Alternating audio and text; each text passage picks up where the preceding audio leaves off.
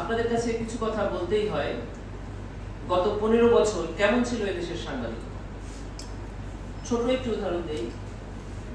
এদেশের জুলাই গণঅভ্যুত্থানের সূচনাটাই হয়েছিল একটি অপসাংবাদিকতা নিয়ে। চায়না থেকে ফিরে এসে তৎকালীন প্রধানমন্ত্রী বসলেন সাংবাদিকদেরকে নিয়ে। সেখানে সাংবাদিকদের দুটি প্রশ্নের জবাবেই তিনি এমন ইনসাইটিং বক্তব্য দিলেন, যার প্রেক্ষিতে আমরা দেখলাম পরদিন সারা দেশে শান্তিপূর্ণ একটি আন্দোলনকে দমনের জন্য তৎকালীন রাজনৈতিক ক্যাডার বাহিনী এবং আইন শৃঙ্খলা বাহিনী কিভাবে সাধারণ মানুষের উপরে ঝাঁপিয়ে পড়ল। শুরুটাই কিন্তু হলো সাংবাদিকদের দুটি প্রশ্নের প্রেক্ষিতে।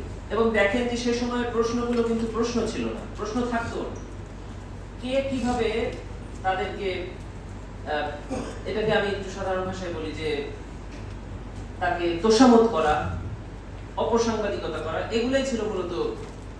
আর কিছু সিলেক্টিভ সাংবাদিকরাই শুধু সেই প্রোগ্রামে যেতে পারে। সেরকম একটি রেজিম পার করে আমরা এই ছাত্র জনতার প্রাণের এবং রক্তের বিনিময়ে আমরা স্বাধীন আইন পেশা, স্বাধীন সাংবাদিকতা পেশা করার সুযোগ পেয়েছি। এই সুযোগটা যেন আমাদের হাতছাড়া না হয়ে যায়, সেদিকে আমরা খেয়াল করি। আমরা যে জায়গা থেকে